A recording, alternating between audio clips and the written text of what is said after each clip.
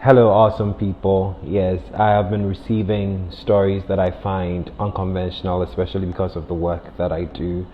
People share unspoken stories with me, and sometimes I do share them on this platform.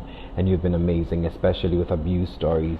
I've received, help from psychologists and psychiatrists helping these people, and that is very beautiful. But with this specific story that I'm going to share with you, I found it overwhelming. And in fact, the person advised that I shared with the voice community, and they also gave him their own advice and support. But we are at a point where we actually need a public opinion and support in this regard. So I'm going to read the story right away. He says that I am addicted to masturbation.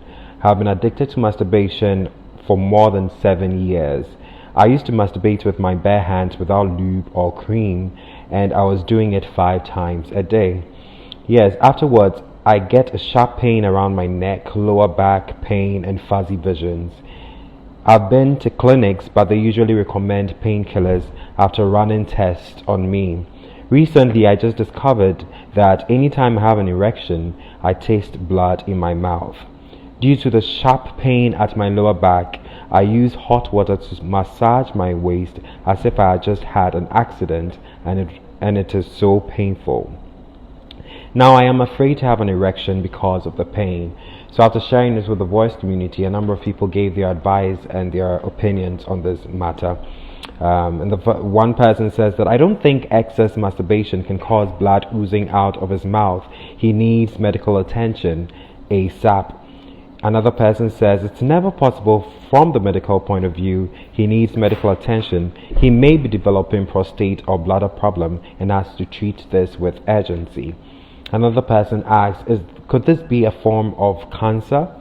And another person says that whenever there's the urge to, he should find something interesting to distract him.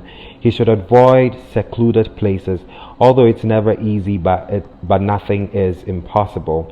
Also, I don't think this issue exists in a vacuum. There are some triggers of this addiction, pornography being one of them.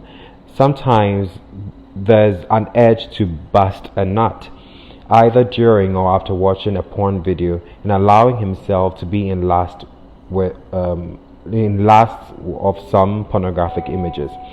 Another person comes in to say that I think aside pornography addictions, our bodies have a way to deal with psychological issues, rejection, loneliness, fear, some kind of insecurity, depression, the list goes on.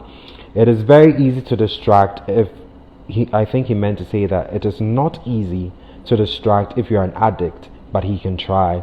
Also, I'll say he should try and get himself with something that will take care of his psychological health. Some connect with God, some meditate, some find it in books or social work, or something that just makes him feel good and connect and gives him a sense of purpose. I think this is good advice. Another person comes in to say that, well, research has actually linked regular ejaculations with lower risk of prostate cancer or infection, so I doubt that's the case. However, with fuzzy visions, is caused by the deficiency of nitric oxide and acetylcholine present in the visual sensory nerves. This deficiency is intensified with overmasturbation. And then chronic fatigue. Overmasturbation causes a rapid increase of cortisol. This is a natural steroid hormone that increases blood sugar and metabolism. This is one of the most visible side effects of overmasturbation. The person who overmasturbates often feels tired most of the time and is unable to concentrate and focus. Another person comes in to say that he's just nervous and he thinks he's alone because no one talks about these things in our society. So this is one strange story. We've had stories, I've shared them here over and over again, and it's usually quite easy to know what is wrong, what is going on, and usually it has to do with psychological problems, mental health issues, and some of you guys have been helpful in that area, offering these people support.